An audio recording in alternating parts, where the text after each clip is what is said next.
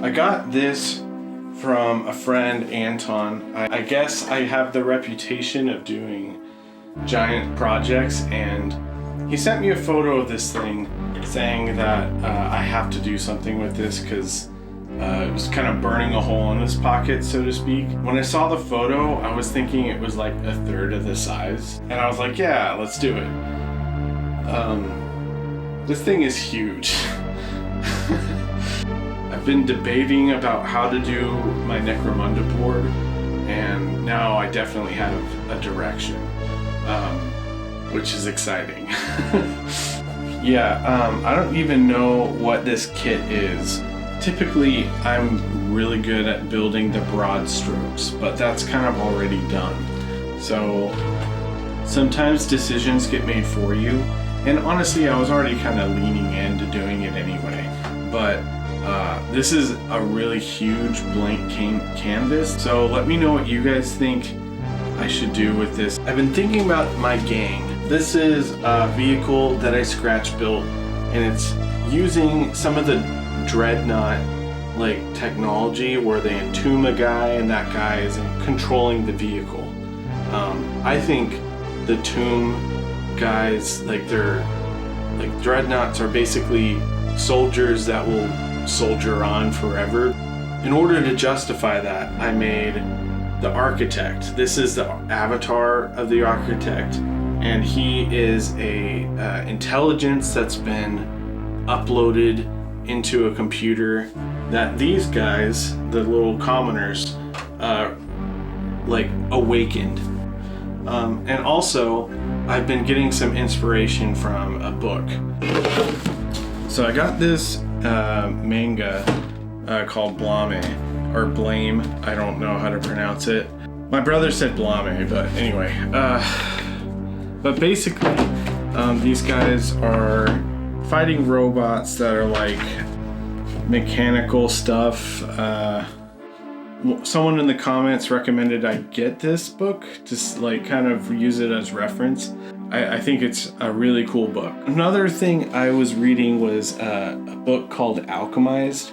I was reading that one with my wife, and honestly, I was kind of like, it sounded like a lame fantasy, like romance novel, but it was really cool. The way they did like necromancy warfare was pretty epic, and if you haven't read it, I would say it's definitely worth it. As far as, I mean, it kept my attention span, so it can't be that bad. This time around, I want to make a walker type vehicle. I have a bunch of extra legs in the bits bin.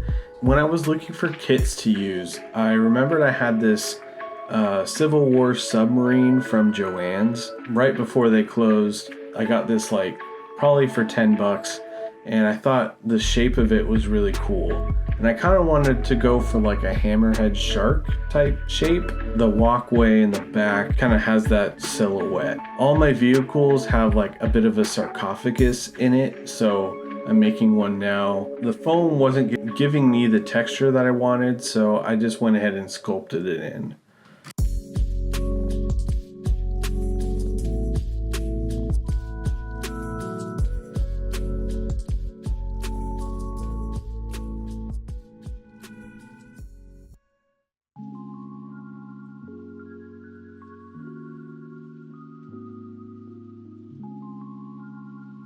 Breaking into my bits box, I used some corrugated paper for the platform, and then I used these zip ties ports that I got from some toy packages.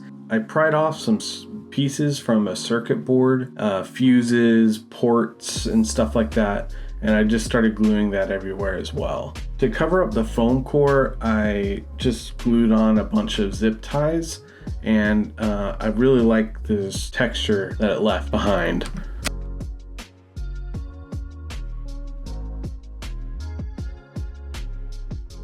Then it was time for the legs.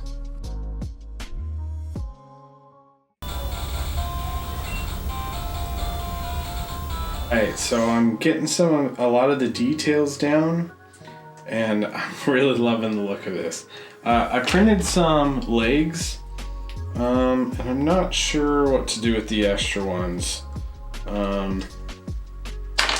Yeah, I think it was kind of, it was good to have them for sure, but I think I only really needed one just to make it look like it's been ramshackle, like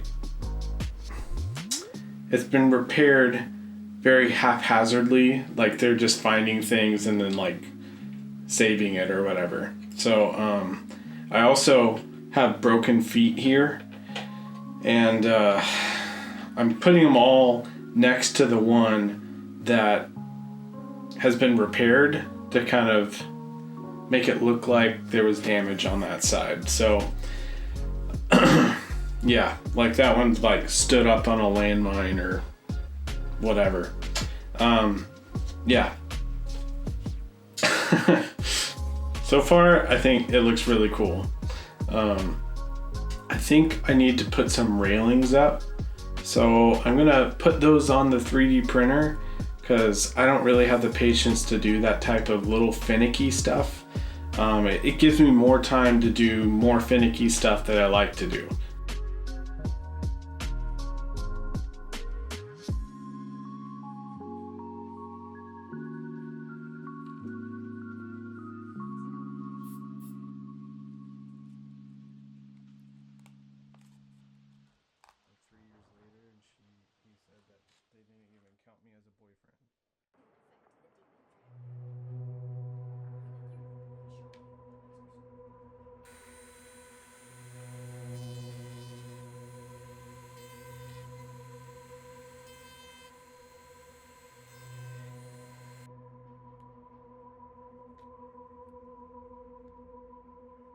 So I've never used the Dremel for like bullet holes or anything like this.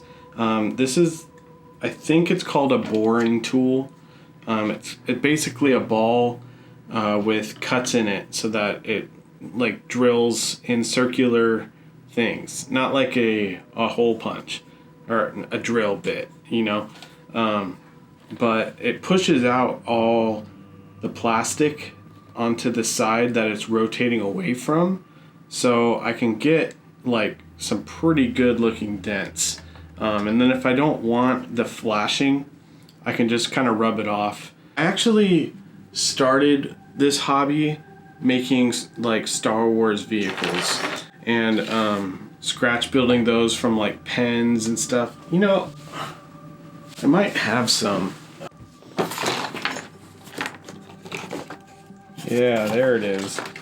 It's a little worse for wear. I made this out of some Bionicle parts, dollar store things, a 3D printed DL44 blaster nozzle, and then sprinkler parts, and a lot of stuff.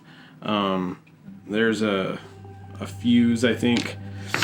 And I just love doing this type of thing because it's very improvisational. The way I like to build my stuff is that the miniatures can be taken on and off. This was for a D&D campaign, so it was really nice to like use their minis. I'm sure if there was a bike, it would be cool to have them in like the biker pose, but that's kind of the reason I haven't really been doing that. I really like just being able to take them on and off. But, I mean, this is pretty good, but it's cool to see where I started and where I've come. I remembered I had this kit of Knights of the Realm, and I think it would make like a pretty epic like hero or whatever. I want these guys to look very scrappy, so using the medieval torsos with the Adeptus Mechanicus loadout, I think looks pretty good. I was using the Cities of Sigmar for my last kit bashes, and I do think that turned out good. Alright, so that's the knight I got so far.